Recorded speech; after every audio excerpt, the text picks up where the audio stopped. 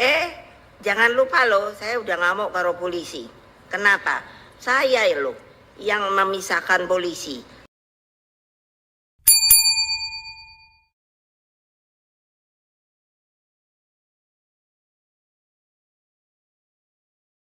Ki polisi-polisi ki ono, jangan sok tahu ya. Lo bener loh. Jenderal-jenderal tak marahi kok. Menteri ana pira, wakil menteri ana pira. Apa nih? Mbah aku yo bingung kok. Hah? Staf ahli. Lah yo mbah lah.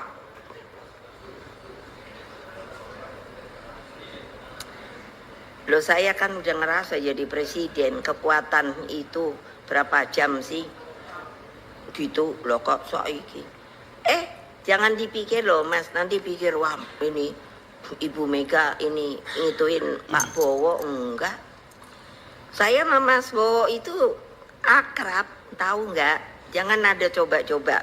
Ada orang mikir, oh kemarin dibilang, mana wartawan tuh, tulis, dibilang, lo ya bilangnya gini, oh ini perbuatan di belakang itu merah, ngono toh. Lo aku bilang kok enak men lo merahku akeh warnane, akeh wonge. Tapi kalau bilang itu waktu rusuh itu loh, bilang kalau, lah saya bilang mbok yang ngomong beneran ae lo, mana buktinya dulu, wis polisi koyo ngono. Jangan lupa loh, saya udah ngamuk karo polisi. Kenapa? Saya loh yang memisahkan polisi. Lah saiki ki polisi-polisi ki ono, jangan sok tahu ya. Lo bener loh. Jenderal-jenderal tak marahi kok. Saya hanya bilang, lo kalau mau ini kasih tanggapan, nama siapa tulis, nggak ada sampai hari ini. Lah karena saya mengatakan kebenaran.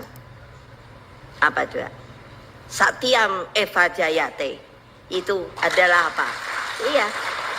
Kebenaran pasti menang. Loh iyalah. Mau reformasi polisi opo? Rungokke mau ditulis ya boleh asal jangan salah loh nanti wartawan itu. Karena kadang tuh ya dibikin-bikin sendiri sama wartawan. Tak su wartawan. Benar loh. Ngomong itu yang benar. Gitu loh. Lah, mau katanya mau reformasi. Oleh hari ini orang ngerti reformasi apa enggak. Sorry, my friends. Saya mesti ngomong juga sama yang Indonesia. Saya yakin jika pada tahun 1955 Bung Karno dan para pemimpin dunia ketiga mampu menggoncang tatanan kolonial, maka pada abad ke-21 ini masa sih, ini pertanyaan, tapi permintaan, tapi juga perintah. Masa sih kita juga nggak mampu mengguncang tatanan digital yang tidak adil? Lah gitu loh. Namun untuk itu dialog saja tidak cukup. Dunia membutuhkan keberanian moral dan solidaritas serta kepemimpinan yang tidak hanya visioner tuh, namun futuristik. Bapakku tuh udah bisa mengkalkulasi. Loh kok ini akan kejadian, bukan main menurut saya hebatnya. Tapi karena dia kan merenung. Ketika di penjara, saya sampai suka godain beliau. Mulai umur 16 dia mulai main politik. Lalu keluar masuk penjara, dibuang. Saya tuh sampai bilang, Bapak itu, sorry ya, masa peluannya sama jeruji baik. Mana tahu dia pacaran. Enggak. Untuk kalian ini loh merdeka, tahu enggak?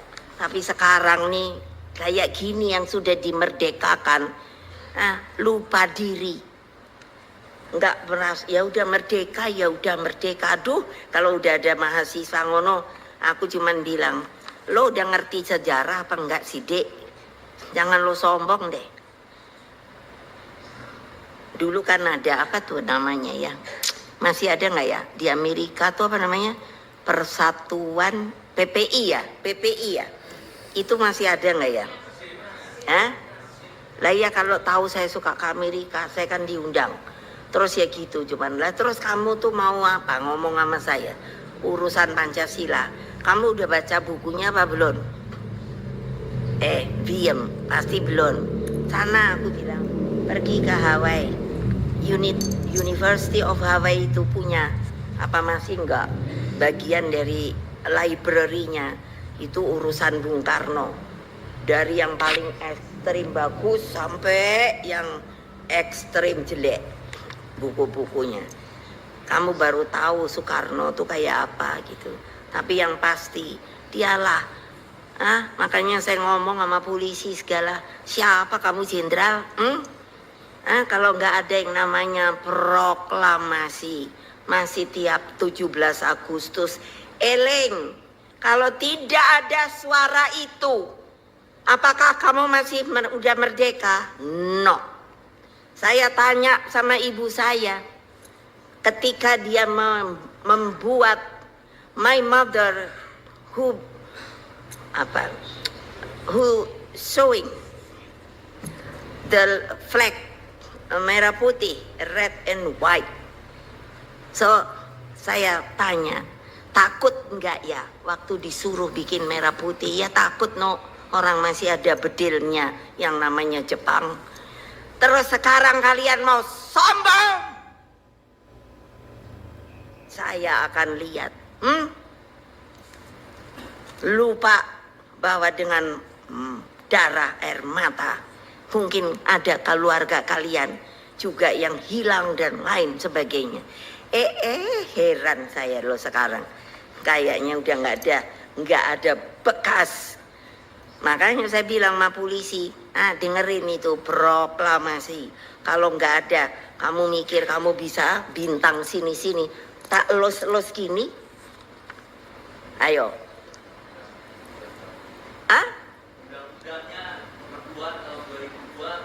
Lelah iya, ya saya ini misahin polisi kan nggak nyemisah gitu, pisahin, bikin undang-undangnya, udah gitu, bikin peralatannya, bikin supaya ada uangnya. Sekarang sombong banget, tulis gede-gede itu. Mana yang wartawan angkat tangan, ada nggak? Di mana dia?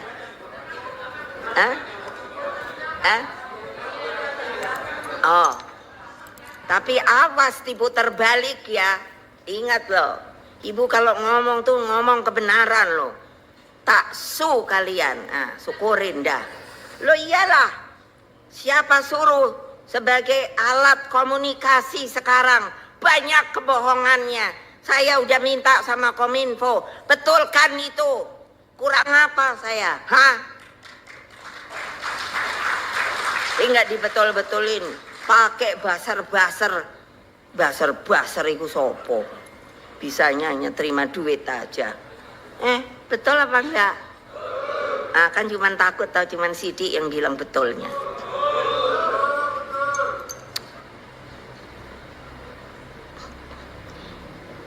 Makanya kan tahun 65 Bung Karno berinisiatif membentuk Conference of the New Emerging Forces, CONEFO. CONEFO ini adalah pandangan futuristik karena Bung Karno saat itu berpandangan bahwa setelah era dekolonialisasi dan pertarungan ideologi antara blok barat dan blok timur, dunia akan bergerak menuju pertarungan ekonomi. Makanya tadi saya ngomong, yang namanya Trump keisanya enak-enak pakai tarif-tarif. Emangnya semua orang tunduk sama dia yang akhirnya ada pertemuan. Ini kan mesti diikuti. Kalau buat saya politik itu kehidupan. Politik is not politik. Kalau saya bilang, kalau orang yang suka pura-pura mau jadi politisi itu tapi hanya nyari kuasa, hanya nyari duit, apa itu namanya politikus. Beda. Kenapa? Ya politikus ya koyok tikus. Kalau politisi itu bagus, berkata yang benar,